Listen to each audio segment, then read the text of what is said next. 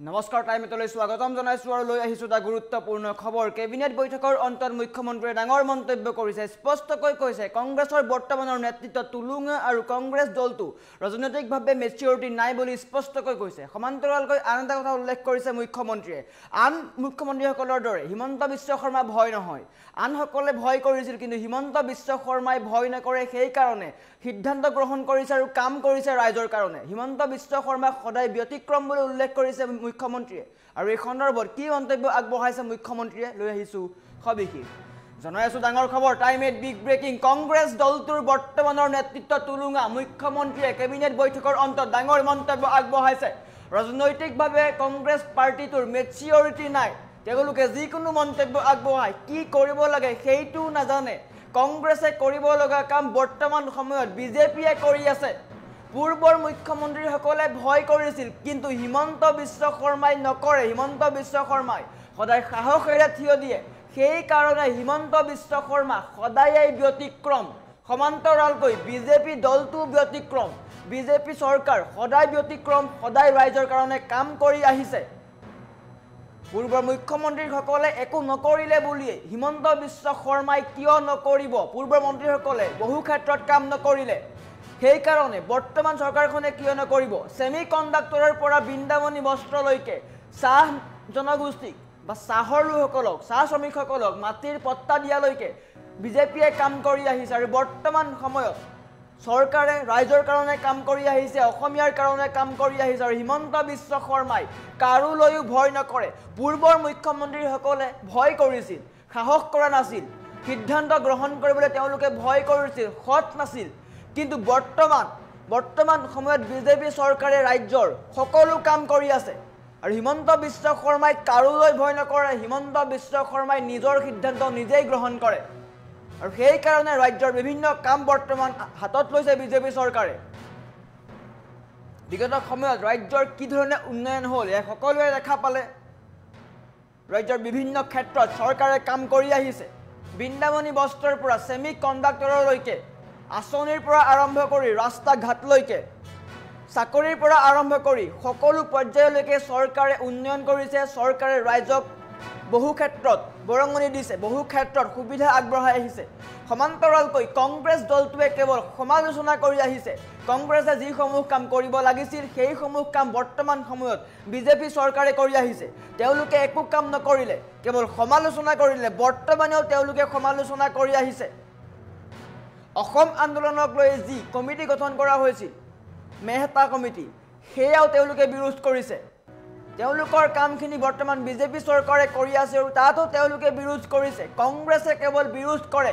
কিন্তু বিজেপি চৰকাৰে কাম কৰে পূৰ্বৰ মুখ্যমন্ত্ৰীসকলে ভয় কৰি আছিল সেই কাৰণে তেওঁলোকে একো নকৰিলে কিন্তু হিমন্ত বিশ্ব শৰ্মা সদায় ব্যতিক্ৰম হিমন্ত বিশ্ব শৰ্মাই ৰাজ্যৰ কাৰণে কাম কৰি আহিছে অসমীয়া জাতিৰ কাৰণে কাম কৰি আহিছে কংগ্ৰেছ দলটোৰ বৰ্তমানৰ যিসমূহ নেতৃত্ব তেওঁলোক খুবেই তুলুঙা ৰাজনৈতিকভাৱে কংগ্ৰেছ পাৰ্টিটোৰ বৰ্তমান সময়ত মেচিউৰিটি নাই তেওঁলোকে যিকোনো মন্তব্য আগবঢ়ায় তুলুঙা মন্তব্য আগবঢ়ায় দেৱব্ৰত শইকীয়াকো সমালোচনা কৰিছে মুখ্যমন্ত্ৰীয়ে কংগ্ৰেছে যিসমূহ কাম কৰিব লাগিছিল সেইসমূহ কাম বৰ্তমান সময়ত বিজেপিয়ে কৰি আছে পূৰ্বৰ যিসমূহ মুখ্যমন্ত্ৰী আছিলে তেওঁলোকে ৰাজ্যৰ কাৰণে কি কৰিলে তেওঁলোকে ভয় কৰিছিল সকলো ক্ষেত্ৰত সিদ্ধান্ত ল'বলৈ ভয় কৰিছিল কিন্তু হিমন্ত বিশ্ব শৰ্মা ব্যতিক্ৰম বিজেপি চৰকাৰ ব্যতিক্ৰম আৰু কেবিনেট বৈঠকৰ অন্তত এনেকৈ হিমন্ত বিশ্ব শৰ্মাই ডাঙৰ মন্তব্য আগবঢ়াইছে কংগ্ৰেছক সমালোচনা কৰিছে সমান্তৰালকৈ বিজেপি ব্যতিক্ৰম বুলি কৈছে আৰু হিমন্ত বিশ্ব শৰ্মা ব্যতিক্ৰম বুলি কৈছে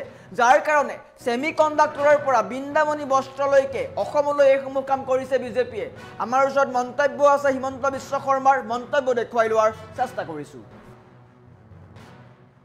এই কংগ্ৰেছ পাৰ্টিটোৰ মেচিউৰিটি নাই বৰ্তমানৰ যিটো কংগ্ৰেছ পাৰ্টি চলি আছে তুলুঙা একেবাৰে মানে পলিটিকেল মেচিউৰিটি নোহোৱা পাৰ্টি এটা তেওঁলোকৰ কামটো আমি কৰিছোঁ আৰু আমি কিমান অপেন কালি আমাক আছুৱে কৈছে আৰু ৰিপৰ্টত আছুৰ ওপৰতহে কিছুমান নিগেটিভ আছে কালি আছুৱে মোক কৈছে যে নহয় আমি জানো আমাৰ ওপৰত নিগেটিভ আছে কিন্তু তথাপিতো এইখনো সদনত আহক কাৰণ আন্দোলনৰ ইতিহাসৰ ই এটা অংশ আজি নেলিক লৈ বহুতে কিবা কিবি কৈ থাকে তাতে পঢ়িলে বুজি পাব অকল নেলি অহা নাই, তাত গহপুৰ আহিছে, চমৰীয়া আহিছে, চিলাপথাৰ আহিছে। হিমন্ত বিশ্ব শৰ্মা সকলো কামতে ব্যতিক্ৰম। নাই, টাটা ছেমি কণ্ডাক্টৰ বেলেগ কোন মুখ্যমন্ত্ৰীয়ে কৰিলে? অসমীয়া ভাষাক ধ্ৰুপদী ভাষাৰ মৰ্যাদা কোনে দিলে? বৃন্দাবনী বস্ত্ৰ কোনে আনিলে? লাচিত বৰফুকনৰ জন্ম জয়ন্তী কোনে পালন কৰিলে? চুকাফাৰ নামত বিশ্ববিদ্যালয় কোনে কৰিলে? টি গাৰ্ডেনৰ শ্ৰমিকক মাটিৰ অধিকাৰ কোনে দিলে? গতিকে আমাৰ চৰকাৰখনটো ব্যতিক্ৰমী। সেইকাৰণে আমাৰ চৰকাৰখনে সপ্তাহত কেবিনেট পাতি এনেকৈ আপোনালোকক কোনোবা মুখ্যমন্ত্ৰীয়ে এড্ৰেছ কৰাৰ আগতে কোনোবাই কৰিছিল নেকি? গতিকে আমাৰ চৰকাৰখনটো ব্যতিক্ৰম হয়েই, সেইটোতো অসমৰ মানুহে স্বীকাৰ কৰে, আশীৰ্বাদ কৰে। গতিকে আগৰ মুখ্যমন্ত্ৰীয়ে নকৰিলে বুলি মই নকৰিম, এইটো কেনেকুৱা, ক'ত কথা লিখা আছে? আগৰ মুখ্যমন্ত্ৰীসকলৰ মনত ভয় আছিলে, মোৰ মনত ভয় নাই। কাৰণ ইতিহাস কেতিয়াও লুকাব নাপায়। It is a crime.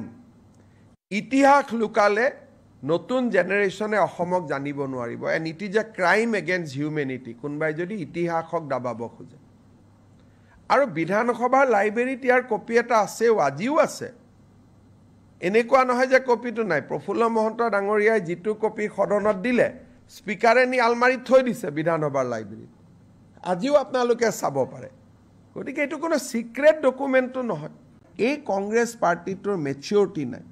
বৰ্তমানৰ যিটো কংগ্ৰেছ পাৰ্টি চলি আছে, টুলুঙা, একেবাৰে মানে পলিটিকেল মেচিয়ৰিটি নোহোৱা পাৰ্টি এটা। তেওঁলোকৰ কামটো আমি কৰিছোঁ আৰু আমি কিমান অপেন। কালি আমাক আছুৱে কৈছে, আৰু ৰিপৰ্টত আছুৰ ওপৰতহে কিছুমান নিগেটিভ আছে। কালি আছুৱে মোক কৈছে যে নহয়, আমি জানো আমাৰ ওপৰত নিগেটিভ আছে, কিন্তু তথাপিতো এইখনো সদনত আহক, কাৰণ আন্দোলনৰ ইতিহাসৰ ই এটা অংশ। আজি নেলিক লৈ বহুতে কিবা কিবি কৈ থাকে, তাতে পঢ়িলে বুজি পাব। অকল নেলি অহা নাই, তাত গহপুৰ আহিছে, চমৰীয়া আহিছে, চিলাপথাৰ আহিছে। হিমন্ত বিশ্ব শৰ্মা সকলো কামতে ব্যতিক্ৰম। নাই, টাটা ছেমি কণ্ডাক্টৰ বেলেগ কোন মুখ্যমন্ত্ৰীয়ে কৰিলে? অসমীয়া ভাষাক ধ্ৰুপদী ভাষাৰ মৰ্যাদা কোনে দিলে? বৃন্দাবনী বস্ত্ৰ কোনে আনিলে?